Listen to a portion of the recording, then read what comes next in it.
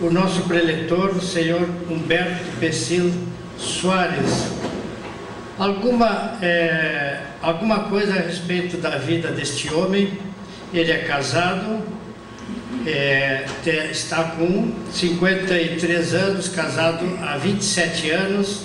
A sua esposa é a dona Isabel, que está aqui presente também. Dona Isabel, um prazer imenso recebê-la aqui. Isabel Cristina Kern é mestra de educação, enfermeira e professora na PUC. O senhor Humberto, acredito que não ficou satisfeito em vir só ele e a esposa, por isso trouxe as duas filhas, que são a Ana Paula, advogada, e a Vanessa está cursando odontologia. Desta forma, meus senhores, então, o doutor Humberto veio com a sua família aqui para nos dar um exemplo de vida. E eu tenho absoluta certeza que nós todos sairemos daqui impactados com a história, com a orientação, com aquilo que ele irá nos apresentar. Portanto, doutor Humberto Pessil Soares, lhe entregamos o microfone com grande satisfação. Obrigado. Boa noite a todos. É uma grande satisfação eu estar aqui essa noite. Só vou fazer uma correção. Eu tenho duas filhas, a Ana Paula, que é advogada e administradora de empresas, tem 25 anos, mas ela não está aqui, ela é casada. Hoje está lá trabalhando. E a minha filha mais nova, que é a Vanessa, que é estudante de odontologia, que me acompanhou, além do meu irmão, o Sérgio, que está ali com a filmadora, e a minha sobrinha, filha do Sérgio, a Thaís, estudante de psicologia. Eu vou pedir uma gentileza. Acho que nesse local aqui, mais pessoas eu posso olhar nos olhos. Eu gosto de estar falando olhando nos olhos. Vocês virem as cadeiras para não ficar meio torcido. E as pessoas que estiverem atrás desse pilar aqui, eu gostaria que se deslocassem ou para a esquerda ou para a direita. Também os celulares, né, botar em vibracal ou desligar, por gentileza. E eu vou agradecer ao capítulo aqui de Santana do Livramento pelo convite, pelos queridos amigos que confiaram, né, a palestra dessa noite. E agradecer a presença de todos, principalmente aqueles que estão nos visitando, estão visitando a Adonep aqui pela primeira vez. Eu faço parte também do capítulo 004 lá de Porto Alegre, eu sou vice-presidente. O meu irmão também faz parte da diretoria, é o secretário executivo do capítulo. E toda a minha família é envolvida nos eventos, as minhas filhas, sobrinhas, estão sempre na recepção, envolvidas com o trabalho da Adonep. E eu testemunho, eu vou compartilhar, como a finalidade da Adonep é compartilhar uma experiência de vida. Aqueles amigos ali, eu creio que vocês poderiam se deslocar, né? Eu venho aqui compartilhar hoje a minha experiência de vida. Então, como já foi dito, eu tenho 53 anos, sou engenheiro civil. Então eu vou começar com a minha família, onde eu, né, nasci. Meus pais foram casados mais de 50 anos. Meu pai há 2 anos e meio já faleceu, mas eles tiveram um casamento bem duradouro. E eu nasci naquele lar. Eles se conheceram muito jovens. Meu pai tinha 21 anos, a minha mãe 17 anos. Tudo aconteceu em Porto Alegre. E eles, muita paixão, até ele não tinha um emprego que pudesse dar muita estabilidade. Então o sogro, né, meus avós, não aceitavam naquela idade já entregar sua filha. Uma situação não era muito estável. E mesmo assim a paixão foi tão forte, e eles resolveram, né, partir para realmente formar uma família. E a minha mãe sempre ajudando uma dona de casa, mas sempre fazendo trabalhos também para aumentar a renda, né? Ela fazia bolos ornamentais para casamentos, sempre ajudando na renda familiar com bordados. Aquela vida que muitos, eu creio que começaram, ou os pais de vocês, né, passaram por isso, por um crescimento no lado material. E o meu pai, logo em seguida, arranjou um outro emprego. Então ele trabalhava 2 turnos no emprego, horário comercial, numa empresa privada, e numa empresa pública ele tinha um terceiro turno ocupado. E ele realmente, a gente viu que esse lado de provedor, né, eu fiquei bem satisfeito, porque eu aprendi muitas lições, que o homem pode muitas coisas. Eu venho compartilhar com vocês essa noite muitas lições que a vida, né, eu pude partilhar na minha vida, pude experimentar. Então a primeira lição é que uma pessoa com esforço, ela pode realmente alcançar, né, metas em sua vida, tendo esforço, tendo um caráter, tendo força de vontade. Isso a gente está acostumado, muitos amigos, muitas famílias vieram, como a gente diz, do nada e formaram até grandes empresas, grandes impérios, nasceram assim. O meu pai não, mas conseguiu dar nunca nos faltou nada, era uma coisa com bastante dificuldade, mas nunca faltou nada. Mas a grande dificuldade já na minha infância era o relacionamento conjugal. Eles, como pais, eles davam tudo que podiam dar para nós, o esforço máximo. Você vê uma pessoa que não era esporadicamente trabalhar um terceiro turno. Não, ele se aposentou, trabalhou uns 30 anos numa empresa e trabalhou os 30 anos na outra empresa, uma defasagem pequena. Não foi 1, 2 anos trabalhando assim. Então a gente viu que eu sentia na minha vida um grande esforço como pai, como mãe, um cuidado, um afeto, a preocupação. Às vezes a gente, jovem, adolescente, até exagerado, a gente às vezes, eles pareciam muito presentes. Até tu estava numa festa de amigos, né? Eu já trabalhava com 15 anos, e eles já estavam lá na festa de amigos e tal. Na hora de ir embora, eu me lembro uma vez, nós estávamos lá num acampamento da empresa que eu trabalhava, e ele foi lá buscar. Eu estava querendo sair com uma namoradinha ali, eu tinha 15, 16 anos, e o meu pai se preocupava de ir lá buscar.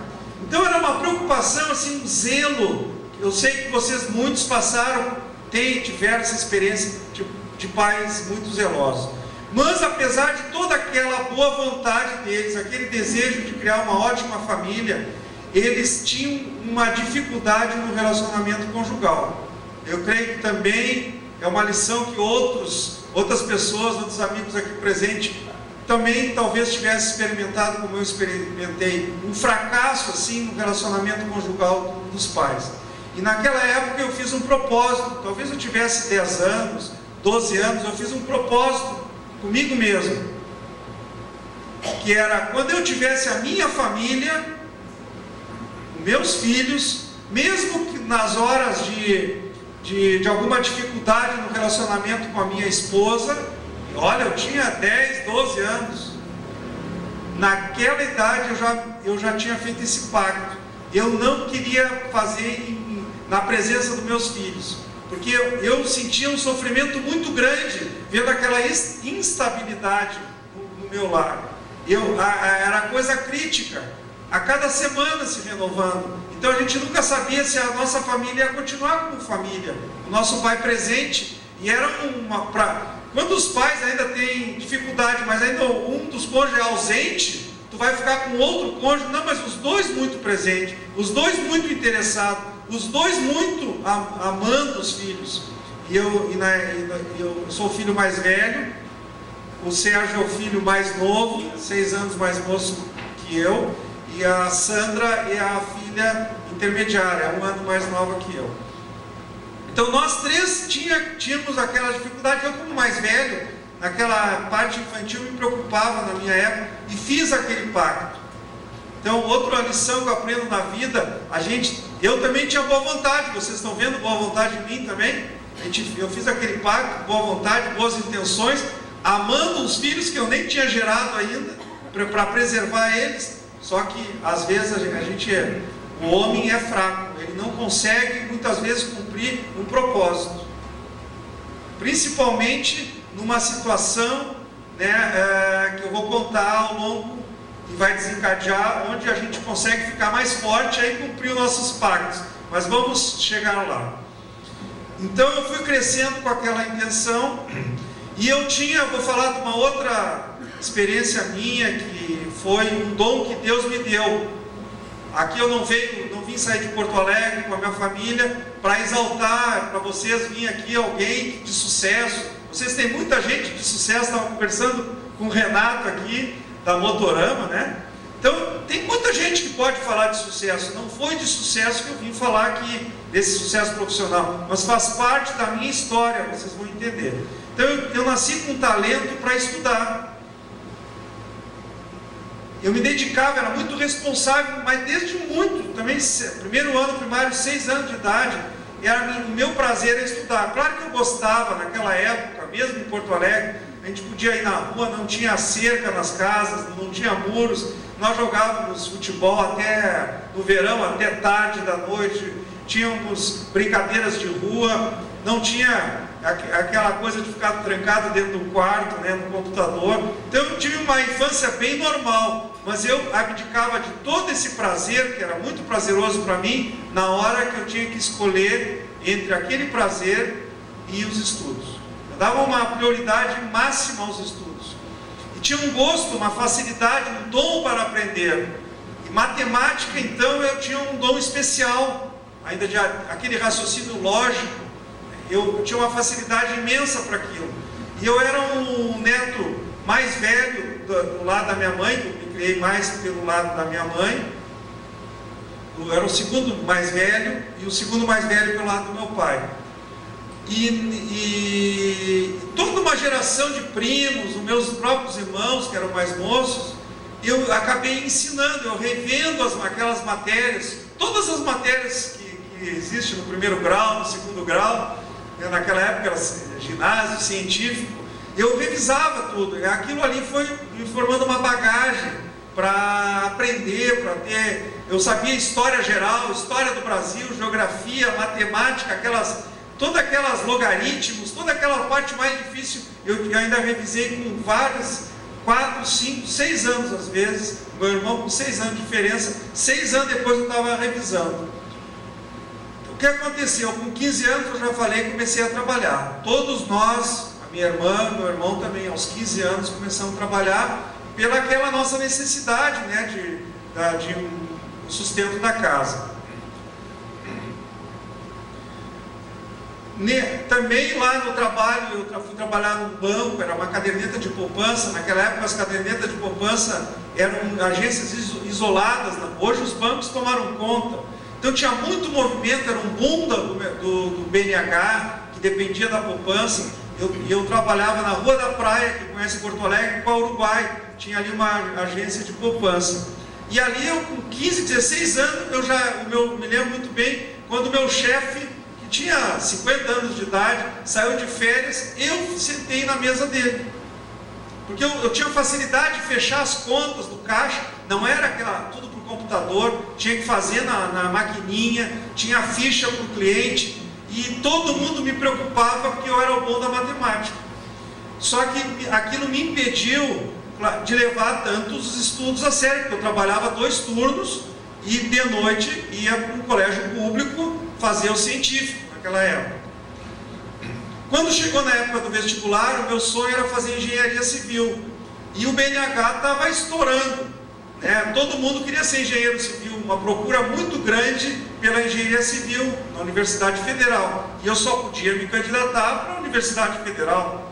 Não tinha nem aquele bolsa do governo para pagar depois, né? A bolsa de estudo aquela, o financiamento aquele do governo. Então eu me inscrevi no vestibular mais para testar, porque realmente a condição minha, meus amigos, meus vizinhos, meus colegas, né, da zona, do bairro ali, né, todos estavam fazendo vestibular e fazendo um cursinho, iam fazer um cursinho para se preparar para o vestibular. E eu, para minha surpresa, eu fiz o vestibular e passei já no primeiro vestibular na engenharia civil na URGS. E foi uma felicidade para mim, para a nossa família. Eu saí daquele emprego, fui para uma empresa de engenharia num setor de projeto estrutural, fui ser desenhista. Lá também me destaquei em 76, eu entrei na faculdade em 74. Em 76 eu já entrei na Panambra, é uma revenda Volkswagen em Porto Alegre, comprei um carro 0 km, sendo estagiário de 2º ano de engenharia civil. Conseguia, né, naquela época era muito valorizada as plantas, não tinha os computadores que desenhavam, então dependia muito da mão de obra, de alguém que fizesse os cálculos ali, e eu consegui, né, ter aquele crescimento na empresa. Me formei engenheiro civil, naquela mesma empresa me convidou para ser engenheiro, agora não desenhista, e aí como eu já tinha grande experiência dentro daquela empresa, estagiário há 5 anos, eu já era um engenheiro que pegava as obras mais altas, os edifícios mais altos para fazer os projetos, os mais difíceis. E dentro dessa época eu conheci a Cristina, que hoje é minha esposa. Nós nos conhecemos e naquela época, em seguida que eu conheci a Cristina, poucos meses depois, eu recebo um convite do meu ex-colega de faculdade para nós abrirmos a nossa empresa de projeto estrutural. Sei que tem muita gente aí que não sabe nem, não é do ramo, né? O que é projeto estrutural? É o que faz o cálculo, por que esse pilar tem esse tamanho? Por que não é maior e por que não é menor? Por que existe uma viga? Qual é o ferro que vai dentro do pilar? Qual é a ferragem, né? O aço que vai dentro das vigas, da laje que a gente está aqui pisando agora, está nos sustentando. Então ele dá a estabilidade dos prédios, dos edifícios. É uma parte de muita responsabilidade. E na época eu tinha 25 anos, tinha feito mestrado, já era professor da PUC. Eu me lembro que eu era professor, tinha alunos meus na PUC, na engenharia civil, que eram bem mais velhos do que eu. Eu me formei rapidamente, né? Normalmente entrei cedo, e ele me convida para sócio, e sempre tem aquele calafrio, né? Aquele medo. Eu vou deixar uma empresa que eu já estou há 5 anos como estagiário, já estava há 1 ano e meio, quase 2 anos como engenheiro, o engenheiro mais valorizado dentro da empresa, e vou aventurar com 25 anos, 26 anos, um outro rapaz da mesma idade.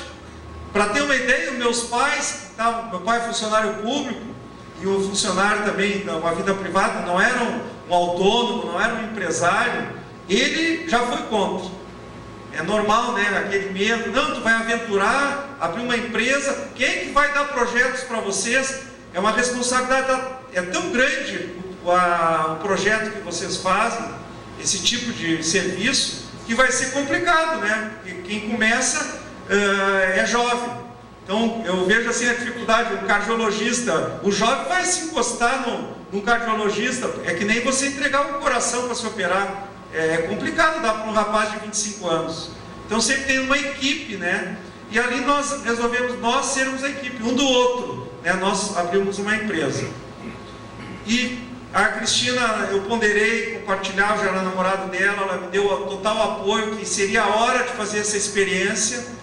Seria ali, eu era solteiro, ainda era jovem, e eu saí, pedi demissão daquela empresa, começamos uma empresa. Essa empresa já há 27 anos atrás, praticamente.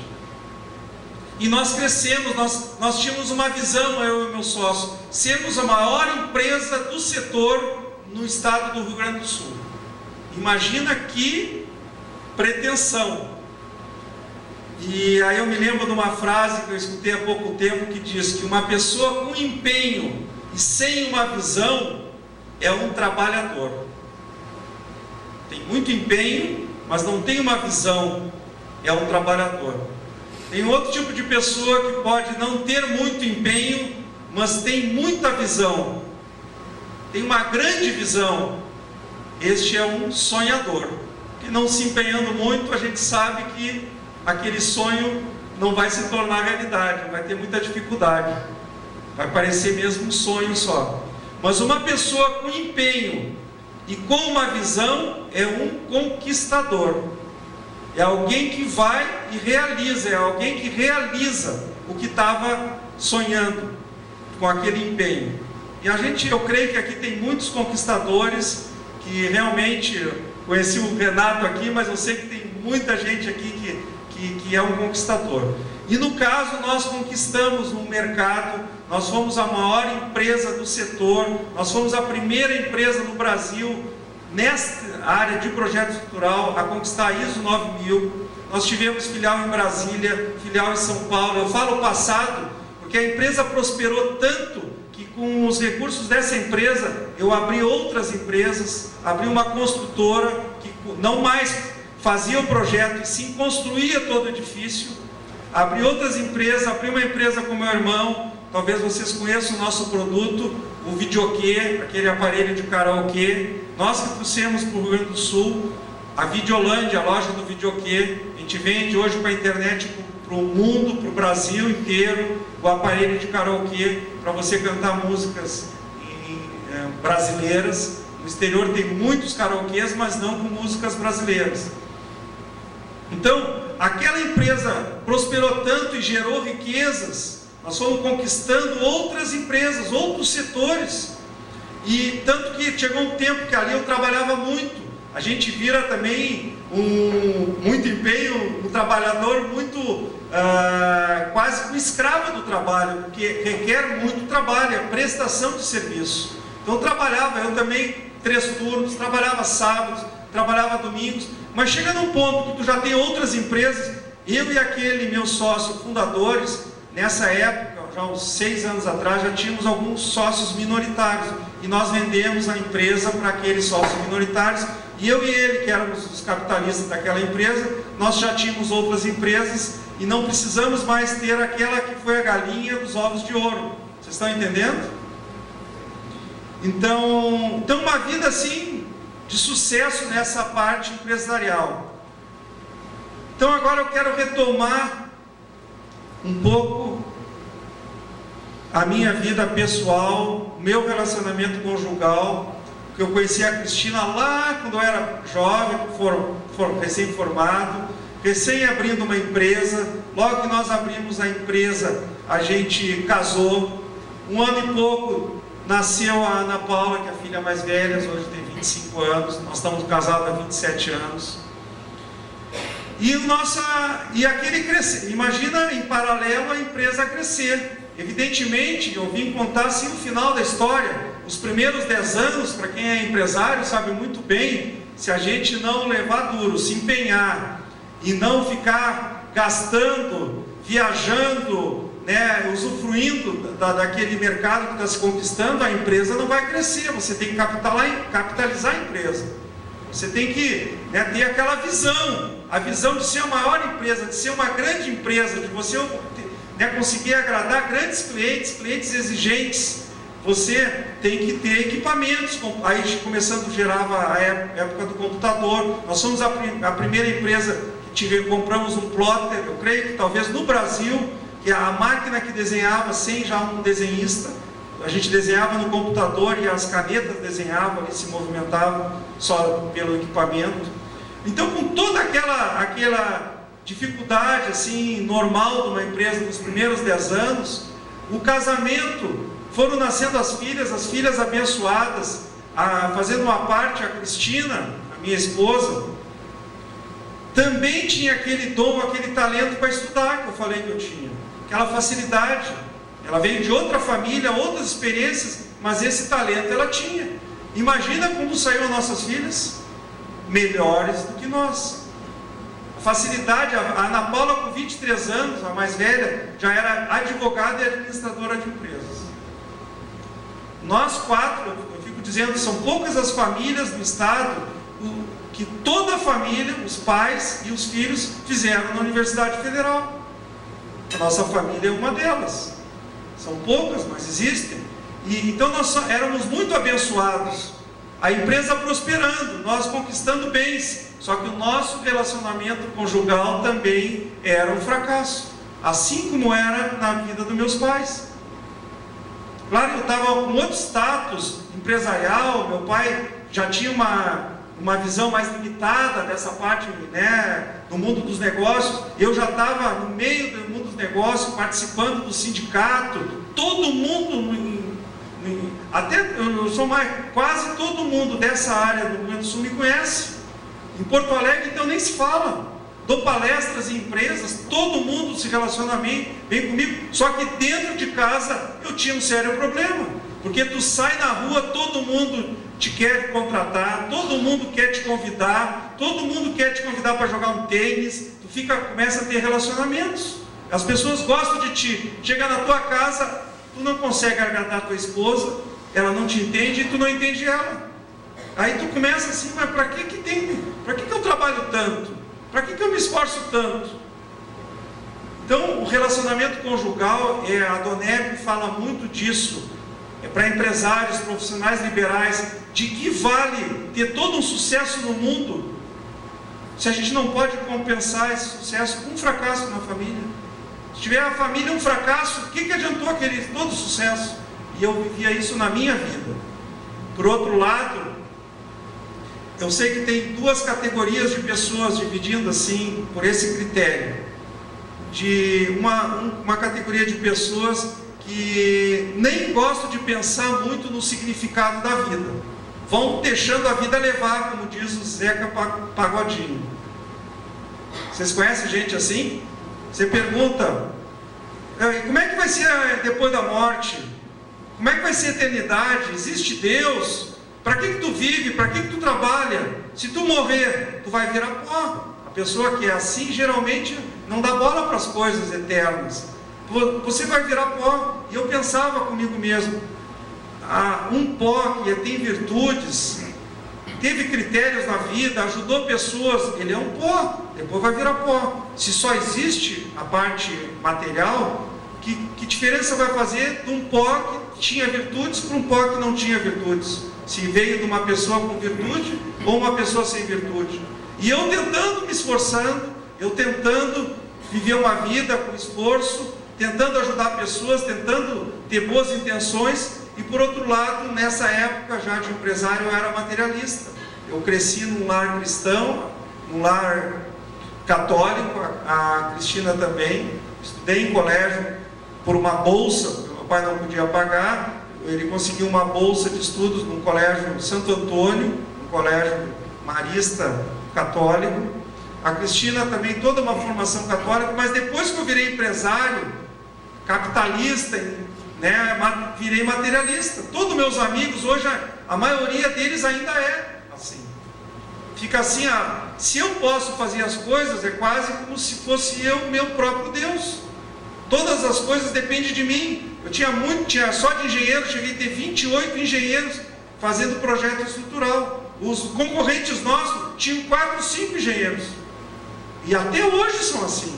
E nós, no nosso auge, nós trabalhamos no metrô de Brasília, fizemos um projeto até para o metrô de Brasília, nós chegamos a ter 28 engenheiros. Então, quando tu chega, tu vê essa tua capacidade, e o homem tem muita capacidade, você começa a crer na sua autossuficiência. E eu sou daquela outro tipo de categoria, como vocês podem imaginar, que eu pensava no significado da vida, eu queria descobrir o significado da vida. Então, apesar de ser engenheiro, gostar dessa lógica toda da engenharia, do raciocínio, eu, depois assim, dos 10, 15 anos de formado, a minha literatura, eu ia nas livrarias, eu comprava livro de inteligência emocional, de psicologia, de antropologia. Eu queria entender que vida é essa que a gente vive, sendo materialista. Mas para que vale a pena viver? E se eu morrer amanhã? Eu fiz toda uma trajetória, e de que valeu? E eu ficava pensando. A gente vende o videokê, que é um produto para festa, para alegria. E a nossa família se reunia, uma família alegre, tios, primos, parentes, amigos. E a minha casa a sala muito grande, na praia, no litoral também, tem um local muito grande. A gente convidava, a Cristina e o Sérgio fazem aniversário praticamente juntos, 5 e 6 de fevereiro. Então a gente estava no litoral e vinha às vezes 50, 60 pessoas estavam lá em casa, comendo churrascos, cervejas, aquela alegria. E eu não gostava de cantar, toda a família gosta de cantar. Eu pegava um livro de filosofia, ia ler. Coisa interessante, a minha mãe chegava, mas tu está triste? Eu disse, não estou triste. Não era uma tristeza assim, com um motivo agudo, assim, eu tinha uma tristeza, claro, eu tinha um casamento problemático, mas ali a minha questão era existencial. Para que vale a pena viver? Então eu estudava, tinha que ter alguma explicação. Se eu sou materialista, eu não tenho explicação nenhuma. Então, se eu morrer amanhã, não valeu nada. Deixei um patrimônio, os netos nem vão saber quem era eu, de que vale a pena viver. Então, esses dois tipos de pessoas, hoje eu sei distinguir muito bem, né? Cada uma delas tem um vazio, que só Deus vai preencher. Então, mesmo aquela que não pensa em nada, ela no fundo ela sabe para que eu tenho existido, para que vale a pena, né, ter esse esforço todo. Então, o relacionamento conjugal, com aquela dificuldade, e eu não consegui cumprir aquele meu propósito. Se lembra daquele meu propósito? Que eu não queria que o meu relacionamento alcançasse as minhas filhas, meus filhos. Então, em seguida, elas já eram pequenas e nós já tínhamos problemas nos relacionamentos, e elas participando, as filhas sofrendo, as filhas ouvindo. E a gente, uma lição que eu disse lá no início, a gente não é fraco, o ser humano é fraco. A gente faz um voto e não consegue cumprir.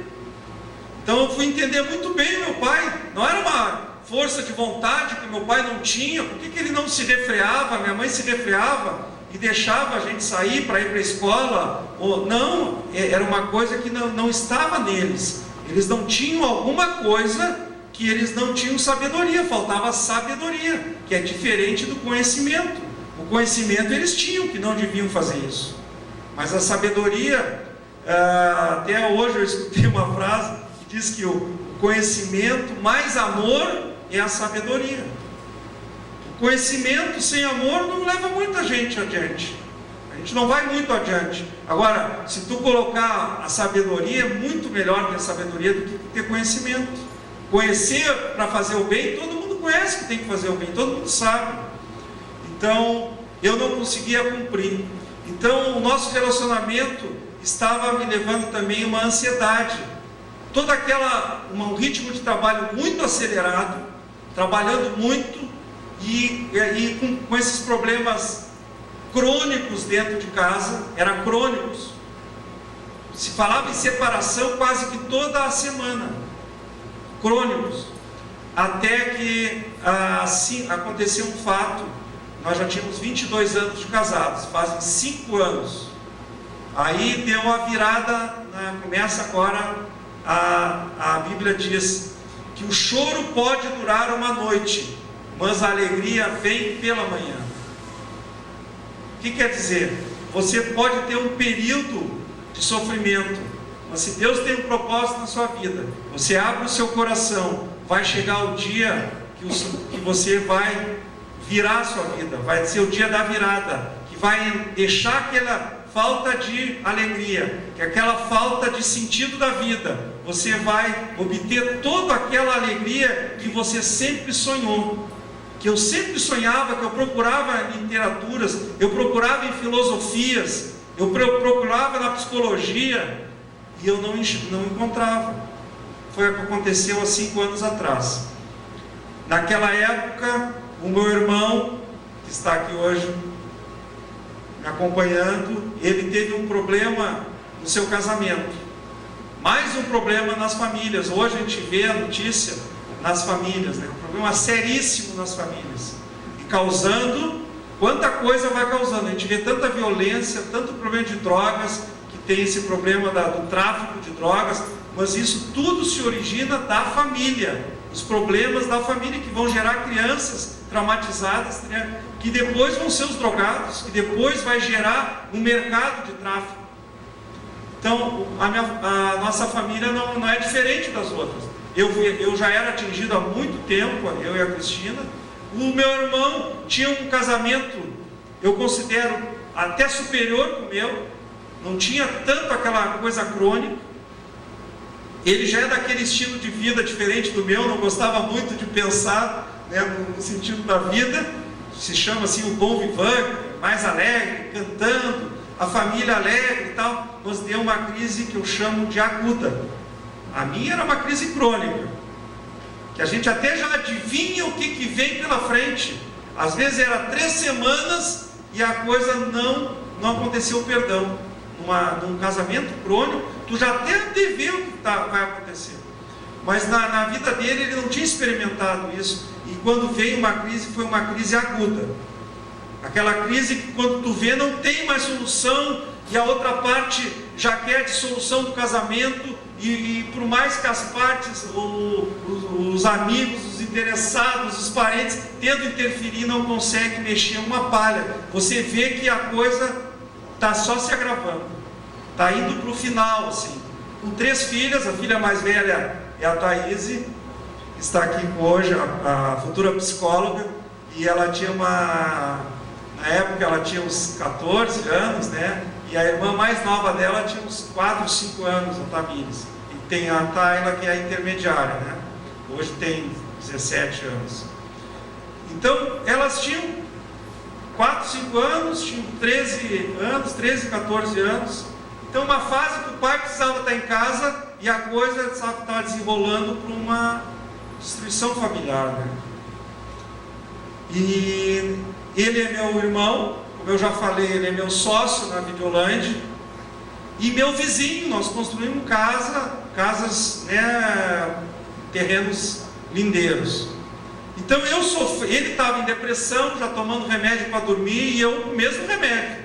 Porque quando você trabalha com alguém, não precisa nem ser teu irmão de sangue, mas quando você conhece bem uma pessoa, até a voz da pessoa, pegando o telefone e falando com alguém de negócio, você já sabe que aquela pessoa está com um problema, até se agravou. Você conhece até pelo tom da voz. Vocês concordam?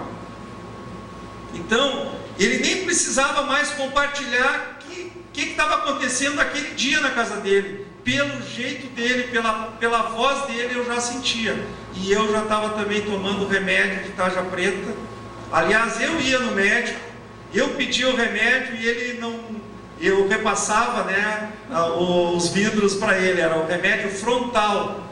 Eu sei que tem um médico aqui, não sei se tem mais médicos, mas nós já aumentando a dose, a coisa ficando mais crítica, e a gente aumentando a dose, até que aconteceu um belo dia, o meu irmão foi abordado por uma tia, irmã da minha mãe, o seu marido, a Maristela e o Marcos, um casal, apesar de ser irmã da minha mãe, mas eles têm a faixa etária nossa. Ela é uma filha adotiva da minha avó, e ela tinha tido um encontro com Deus, tinha tido um casamento já destruído, separado, ido no judiciário, já separado, e ela teve um encontro com Deus, começou a clamar ao Senhor, ela e várias amigas, e Deus tocou no marido, e ele acabou, eu vou resumir, porque senão vão ser 3 testemunhos, o meu,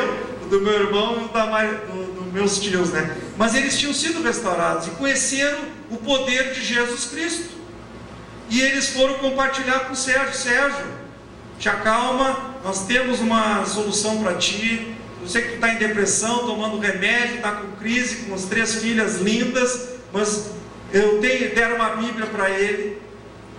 Ele não, assim, se tivesse lido 2 livros na vida, era completamente o oposto meu.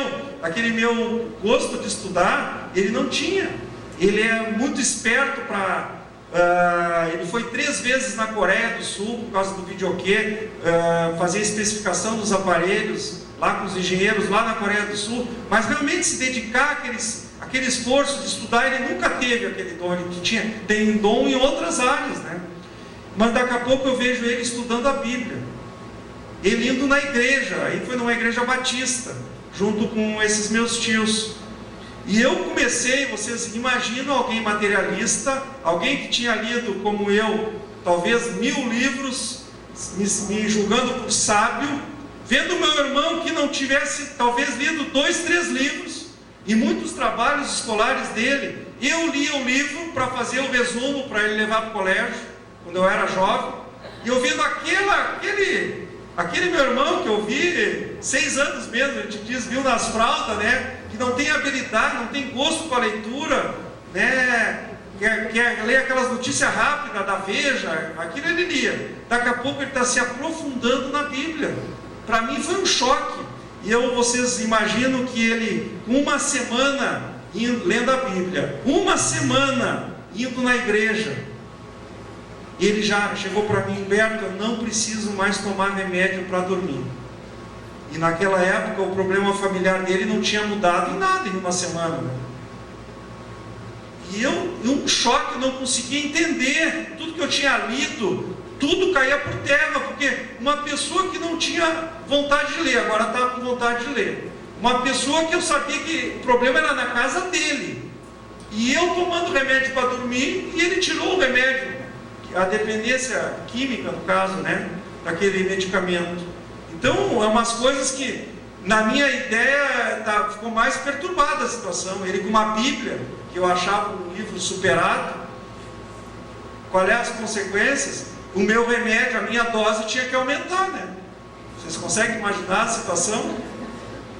Virou a coisa, aquele que era o culto e tal, aquele que gostava de estudar, de entender, que queria dar explicação, que tinha, né, aquele entendimento, vinha o meu irmão lá, e ele me respeitando, sabendo do meu materialismo, que ele era até então materialista, e até mais do que eu.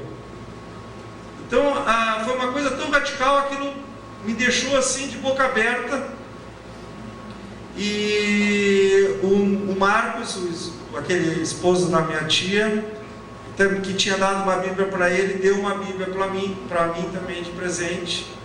E eu disse: bom, vou aproveitar a oportunidade, eu vou ler a Bíblia. Eu tenho muita cultura, muita experiência em interpretação, e como é um livro superado, deve ter muita coisa fácil, deve ser muito fácil de desmentir aqui. E eu tenho confiança, né, na minha influência sobre ele.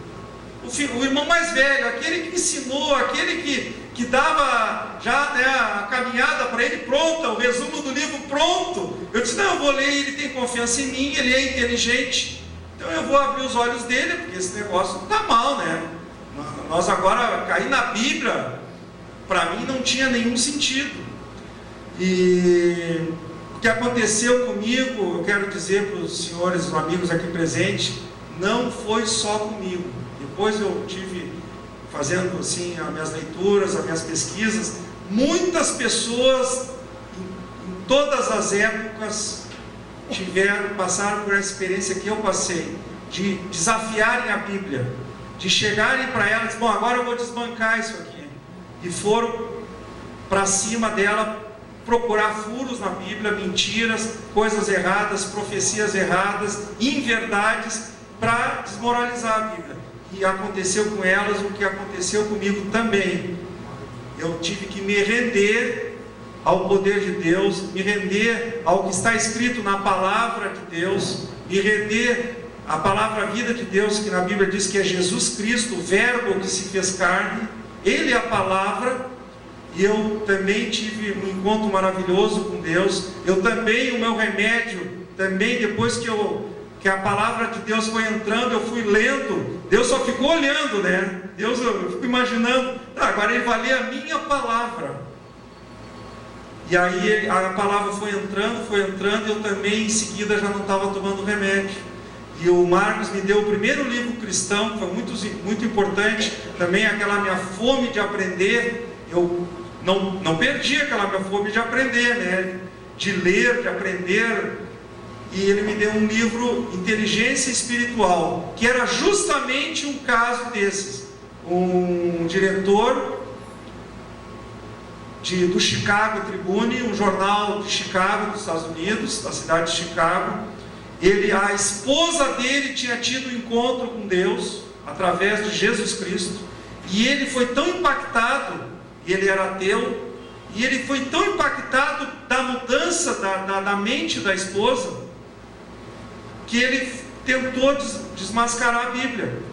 e ele tinha recursos, ele era diretor, tinha sido um jornalista, um repórter, depois jornalista, depois diretor do jornal Chicago Tribune. Então ele tinha aquela habilidade de descobrir pessoas, e ele viajou por várias cidades, estados dos Estados Unidos, procurando especialistas da Bíblia para desmascarar, para prender, para mudar a esposa dele, a cabeça da esposa dele.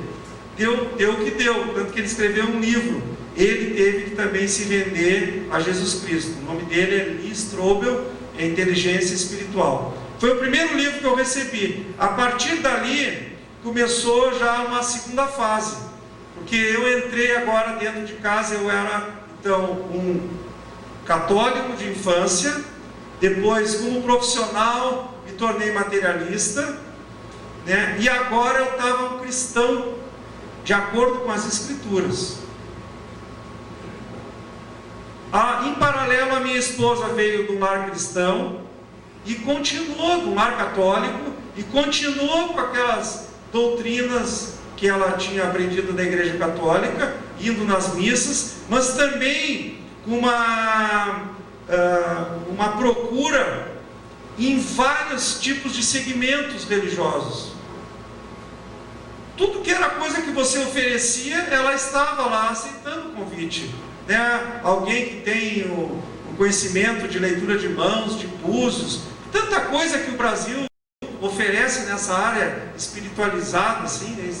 Então ela procurava, e ela era entendida da casa, e eu era o que não acreditava, né? Desmoralizava até aquela procura.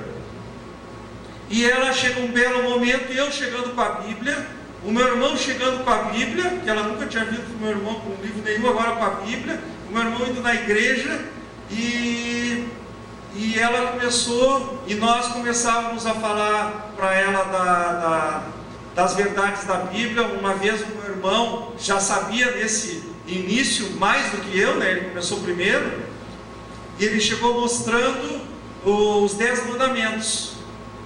Todo mundo já viu falar aqui dos 10 mandamentos?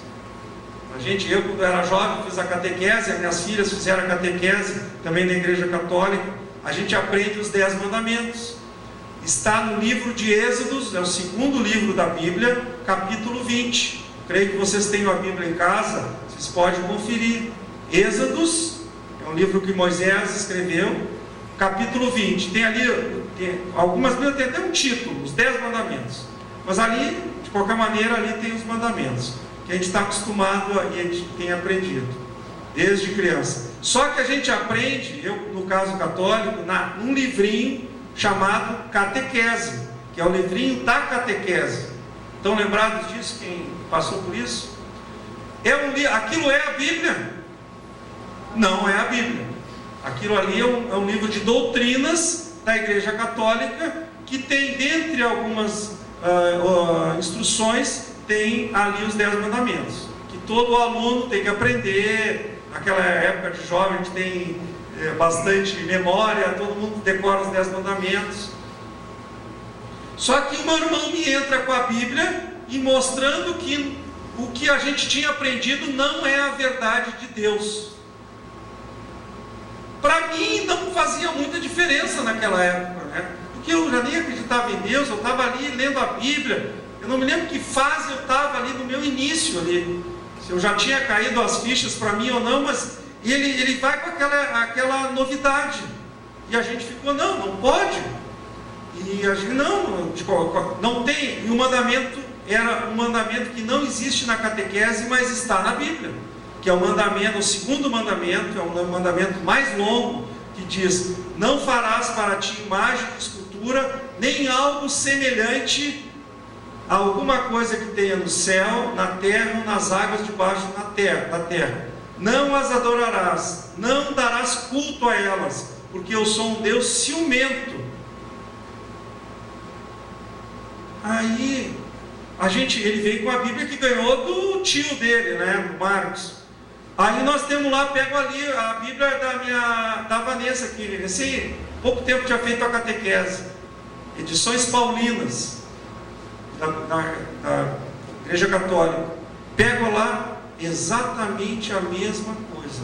Por quê? Porque o Velho Testamento é o livro dos judeus, escrito pelos judeus, muito antes do cristianismo, muito antes da Igreja Católica, muito antes de Jesus. Os judeus têm até hoje, é o Pentateuco, os 5 livros de Moisés, depois tem os livros do profeta. Ninguém pode mexer, porque tem 7, 8 mil cópias do original que estão achando até hoje. As mais famosas foram do Mar Morto, as últimas, assim, mais famosas.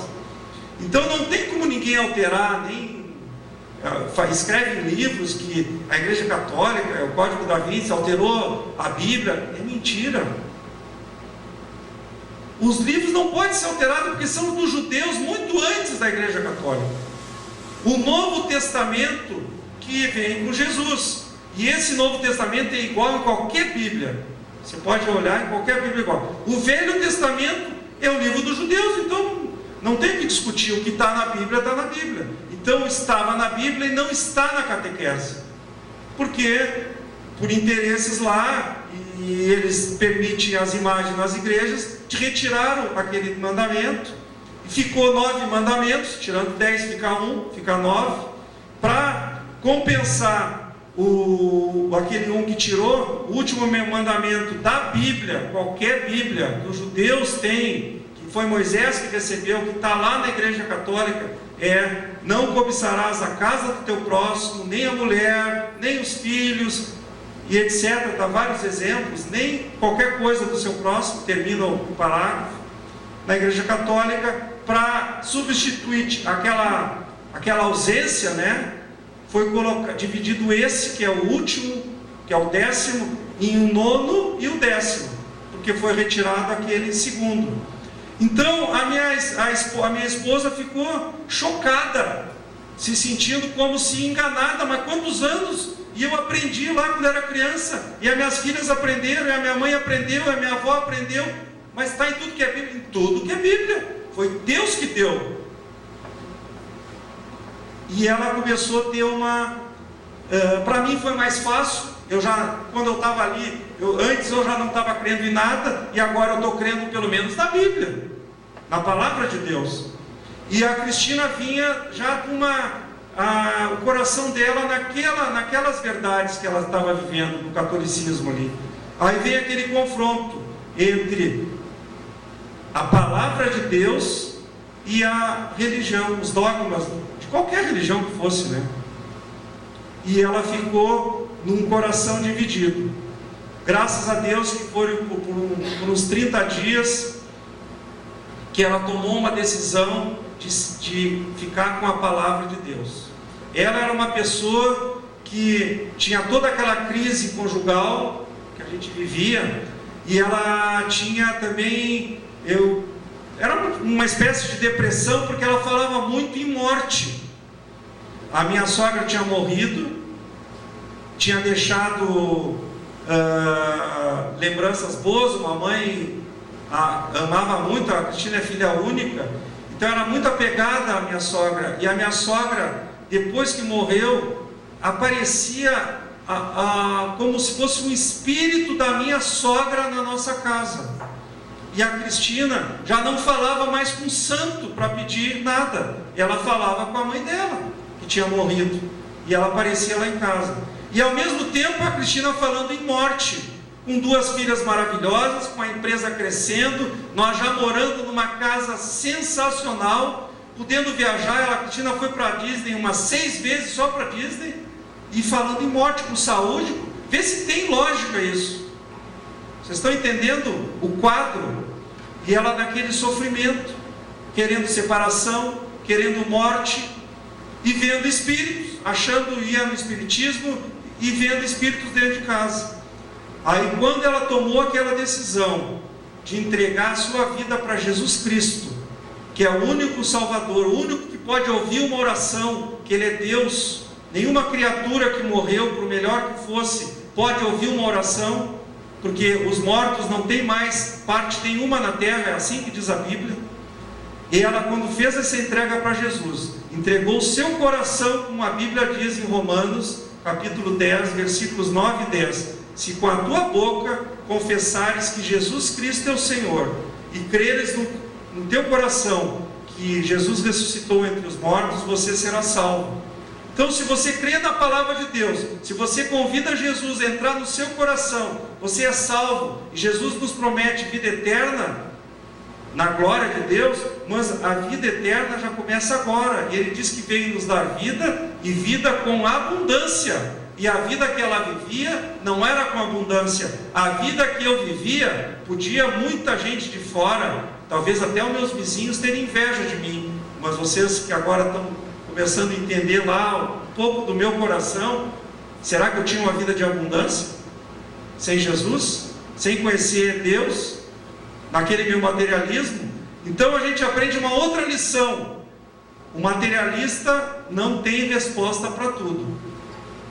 Aí vai dizer, não, mas o espiritualista tem. A minha esposa era o exemplo máximo, não que fosse a maior das espiritualistas, mas um exemplo que já tinha procurado N coisas, e querendo a morte, querendo a destruição da família. Será? Então, os dois lados tem alguma coisa errada. Agora, Jesus disse que Ele veio nos dar vida, e vida com abundância. E eu venho sair de Porto Alegre, especialmente para falar para vocês do que é essa vida abundância.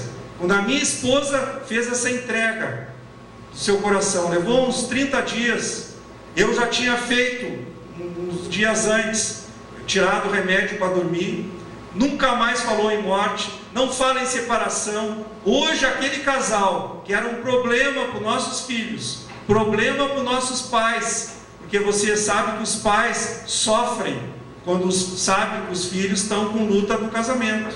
Então meus pais sofriam, os pais da Cristina sofriam, a mãe dela era muito presente na nossa casa, ela sofria muito, tinha que vir da casa dela para lá. Vocês são tão jovens, vocês são tão bonitos, como é que vão destruir uma família? Então, nós éramos fonte de problema. Então eu venho dizer para vocês o que é vida abundante. É você ficar livre para amar sua esposa, para saber perdoar, para ser rápido em perdoar, a esposa com você se sentir amado dentro da sua casa.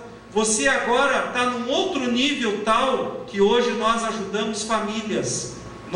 Deus nos usa para restaurar casamentos que já foram, que nem a minha prima Maristela, totalmente destruídos, o pessoal morando um na casa, um no outro, um já constituindo um outro lar, está vivendo com uma outra pessoa e tal. Deus toca na esposa. Nós temos uma reunião lá em casa, todas as quintas-feiras, há 4 anos e meio, que a gente faz um estudo bíblico, e a gente convida vizinhos, convida amigos, convida casais, e um vai convidando o outro, que vai levando uma pessoa que está com problema. Às vezes chega só um cônjuge separado, só uma pessoa destruída, sem esperança, e a gente diz, tenha esperança, confie em Deus, tenha atitudes de acordo com a palavra de Deus. Deus vai mudar, vai te tirar dessa depressão, vai te trazer o teu marido de volta, a tua esposa de volta. E a gente vai profetizando na vida daquela pessoa e diz para ela, se Deus pôde mudar o nosso casamento,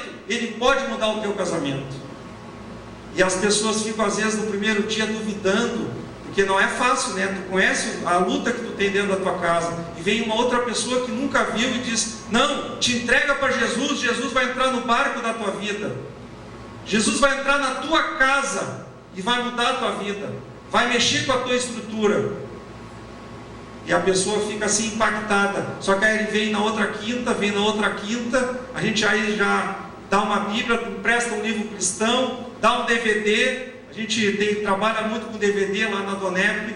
Nós temos um DVD do perdão, DVD da autoestima, e o DVD Poder da Palavra dos Pais, que é de uma psicóloga cristã, que aquele DVD você escuta, você chora, você é curado na alma. E a gente vende lá na nossa Donep, lá de Porto Alegre. Então a gente dá, a gente empresta, e as pessoas começam a gerar fé, se entregam para Jesus, e a alegria, meus queridos amigos, de ver uma família transformada, não tem preço. Não tem preço. Eu queria pedir, se fosse bem rápido, tocar uma rodada só daquela música que eu te pedi. Já estou terminando. Mas eu queria que vocês prestassem atenção nessa letra.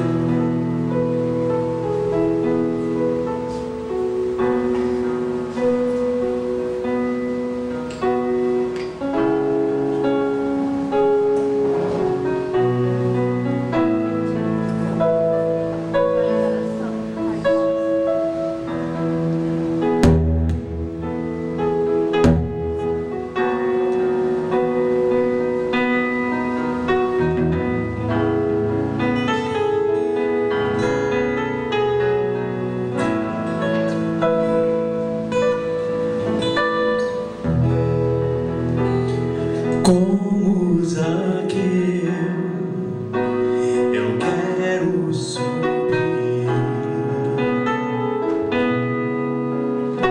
o mais alto que eu puder,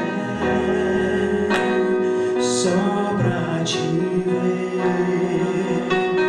olhar para ti e chamar tua atenção para mim. Eu preciso de ti, Senhor. Eu preciso de ti, ó Pai. Sou pequeno demais, me dá tua paz. Eu faço tudo pra te seguir.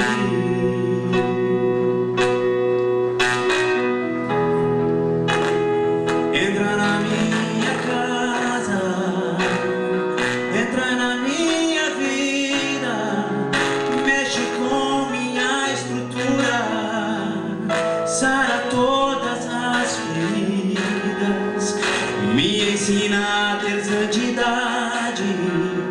Quero amar somente a ti, pois o Senhor é meu bem maior. Faz um milagre em mim. Obrigado. Essa música fala em deixar Jesus entrar na sua casa. Zaqueu era uma pessoa, era um publicano, um cobrador de impostos, uma pessoa de muitas posses. Ele talvez se pareça comigo, eu me pareça com ele, né? Ele tinha muitas posses, domínio de uma situação material. Ele ainda tinha um caso que ele era um cobrador de impostos e naquela época não tinha Receita Federal, uma coisa que a pessoa declarasse. Ele ia lá e cobrava mais do que o justo. Então ele tinha, a gente fala que a corrupção hoje está dominando o mundo, dominando o Brasil, mas naquela época de Jesus já tinha corrupção. Ele já estava metido numa corrupção, Zaqueu. Mas ele viu falar em Jesus, alguém que podia curar a sua alma, curar a sua família, e ele disse que era de baixa estatura. Ele subiu numa árvore. Por isso que ele disse: como Zaqueu, eu quero subir o mais alto que eu puder, só para te ver, olhar para ti e chamar tua atenção. Ele estava falando para ele chamar a atenção de Jesus. Então eu venho de Porto Alegre eu sei que tem muitas pessoas aqui dentro que tem a condição financeira, que pode ter tudo na vida, pode ter saúde, pode ter filhos maravilhosos, mas pode não ter encontrado o sentido da vida. A vida está passando e ele não sabe onde é que vai chegar. Ou ele tem uma luta no casamento, como eu tive. Mas Zaqueu fez um dia um convite, né? Entra na minha casa, entra na minha vida, muda a minha estrutura, sara minhas feridas, cura minhas feridas. Tem gente ferida de alma, angustiada, tem problemas na sua alma. Os pais mesmo já tiveram sofrimento às vezes com os próprios pais, ou com o marido, ou com a esposa, ou com o ex-marido. A pessoa está traumatizada, tem problema com os filhos. Então não era só Zaqueu que tem problemas, eu tinha problema. Eu tinha problema na minha casa. Eu já vi meus pais lá não se entenderem. Eu já estava vendo eu não me entendendo. Eu já estava até imaginando como é que vai ser o futuro da minhas filhas crescendo. Como é que vai ser o casamento delas? Hoje a Ana Paula é casada com um médico, ele é cristão comprometido, um rapaz jovem, conhece muito a palavra de Deus. Nesse movimento que nós encontramos Jesus, eles eram namorados. ele também teve esse encontro com Jesus, o Gustavo, meu genro. Então eu sei que eles têm uma casa abençoada. Então quebrou aquela geração de começar um casamento já dando mau testemunho. Então eu quero trazer para vocês aqui essa palavra de esperança, dizendo que há uma esperança. Não sei que vocês são pessoas abençoadas, mas sempre tem um lado na nossa vida que a gente precisa que Jesus entre e faça um conserto. Então eu queria fazer agora, para terminar, uma oração. Nessa oração é tipo o convite que Zaqueu fez, né? Entra Jesus na minha vida, entra na minha casa. É dar autorização, porque Jesus é cavalheiro. Ele quer receber um convite. A Bíblia diz, né? Se confessares com a tua boca que Jesus Cristo é o Senhor e creres lá no coração, será salvo. Então nós viemos aqui na Donep falar a respeito de uma coisa mais importante da sua vida. Não sei se você se deu conta, o que é o mais importante da sua vida? Será que esses anos que a gente passa aqui na terra, ou a eternidade, que nós temos que ter um lugar lá que Jesus disse que preparou para nós? Só que nós, para chegar lá, ele disse que nós temos que fazer essa entrega, que nem um casal chega no altar, tem que confessar, declarar para todos os presentes essa entrega, né, da sua vida no cônjuge, esse relacionamento, essa intimidade, aquele compromisso. Então eu venho hoje fazer essa oração que vai levar vocês a essa entrega e recebendo gratuitamente, pela graça de Deus, a vida eterna. Então eu queria esclarecer, porque Jesus quer uma intimidade. Para a gente ter intimidade, amar alguém, ter uma relação de amor, tem que ser espontâneo. Tiveram muitas cruzadas, muita coisa errada feita em nome de Deus, porque quer impor Deus à força. Jesus quer entrar no coração do homem pelo convite do próprio homem, não é pelo pai dele, pela esposa, é por ele abrir a porta do seu coração.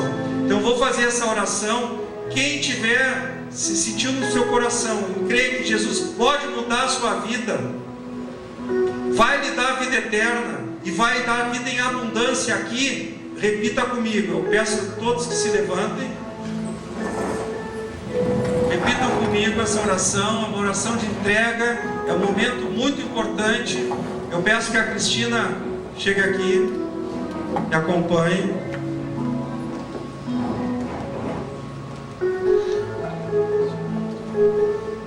Então repitam comigo. Meu Deus, meu Pai, eu entendi essa noite que tem muito mais para mim, que tem uma vida em abundância aqui na terra, que tem alegrias constantes para o meu coração e que tem uma vida eterna me esperando através de Jesus Cristo. E eu entendi que eu, por ser um pecador, eu preciso da tua salvação, Deus. E eu agora confesso com a minha boca que Jesus Cristo é o meu Senhor, é o meu Salvador.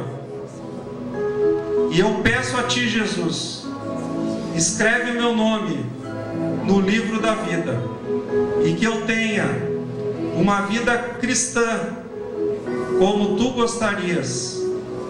Eu te agradeço em nome de Jesus. Eu gostaria que todas as pessoas que fizeram essa oração pela primeira vez permaneçam de pé. As demais podem sentar. Nós temos um presente a vocês que fizeram essa oração pela primeira vez. A Cristina vai passar às mãos de vocês um presente. Eu gostaria de convidá-los a virem aqui. A Cristina vai fazer uma oração com vocês e vai entregar o presente. E nós vamos dar um abraço em vocês também aqui. Gostaria que vocês viessem aqui receber esse presente.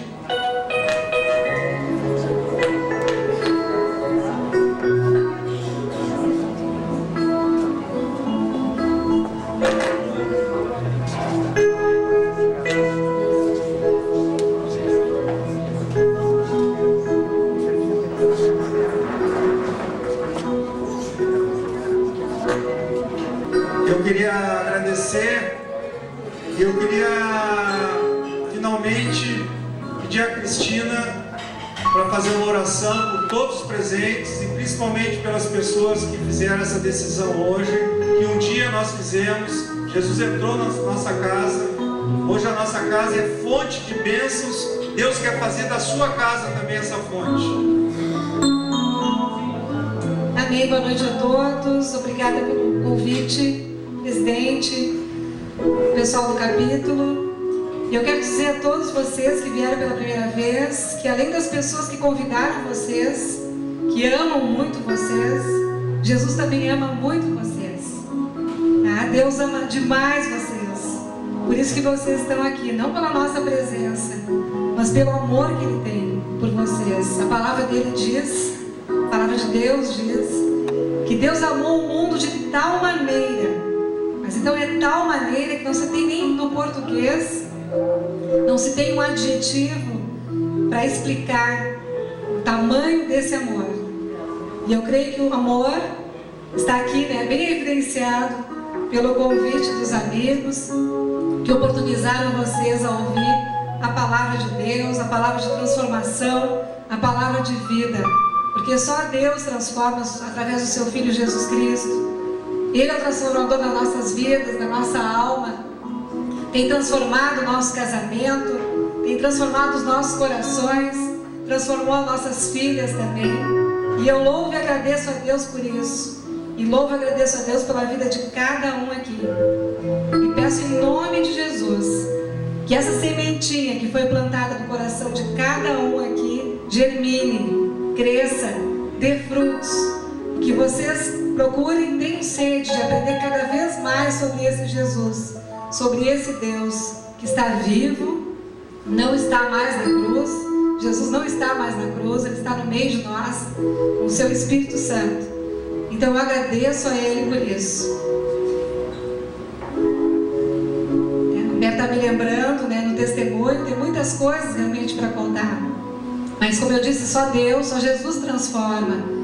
E aquele espírito, aquelas visões que eu tinha em casa, realmente nunca mais existiram. Porque existem espíritos enganosos que querem enganar o coração da gente, que querem fazer a gente pensar, né, que os mortos ressuscitam. E a gente sabe que pela palavra de Deus não é isso. Em Hebreus diz que ao homem cabe morrer uma só vez. E eu aprendi isso. Então são duas coisas importantes que eu aprendi em relação a isso, em relação que também eu era criatura de Deus. Eu não sabia que eu era criatura de Deus. Eu achei que eu fosse filha de Deus. Mas eu entendi que eu só seria filha de Deus se eu fizesse a decisão que vocês fizeram agora, de aceitar Jesus, de abrir o coração para Jesus e tê-lo como o nosso único Senhor e Salvador. Então são coisas importantes que a gente vai aprendendo, porque Deus é bom e o amor dele dura para sempre.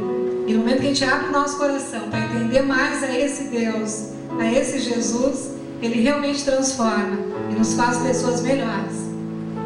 Então, Pai, agora nesse momento, Senhor, eu entrego a Ti, Pai, todas essas pessoas, Senhor, que Tu viste agora, que abriram o coração para deixar o Teu Filho entrar.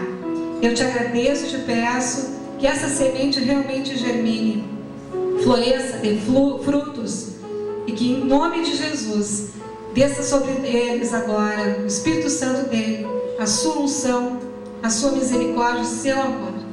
Em nome de Jesus eu agradeço por essas vidas e por essa oportunidade. Amém. Nós trouxemos lá de Porto Alegre, na mesa ali tem testemunho. Esse testemunho foi dado segunda-feira dessa semana lá no NEP de Porto Alegre, que nós temos lá. Tem até uns DVDs ali, se vocês quiserem levar para casa esse testemunho, mostrar para os amigos, a parentes que não vieram, tem alguns exemplares. Tem daquela psicóloga também, que eu falei que tem perdão, autoestima, o poder da palavra. Coisa muito boa para a cura interior, para o nosso passado, a nossa bagagem, que tem que ser curada. E ali, através da palavra de Deus, e ela, uma profissional, uma psicóloga, também tem aquelas que eu chamo assim, a gente usa lá como ferramenta. A Cristina é enfermeira, mas como ferramenta lá em primeiros socorros. Não tem na enfermaria lá os primeiros socorros, Então é um DVD de perdão, tem a mesma em DVD e CD de perdão. A pessoa está com problema na família, os casais que chegam, então a gente já dá, empresta ou dá, ou a pessoa compra, se pode. É os primeiros socorros, como a gente diz. Entre nós precisou haver muito perdão, muita coisa do passado que a gente ficava revivendo e jogando, né, de volta à tona. Hoje está perdoado, o passado já passou, o futuro é brilhante pela frente. Então eu queria agradecer a presença de vocês, queria agradecer a atenção de vocês e agradecer também a confiança do capítulo. Obrigado.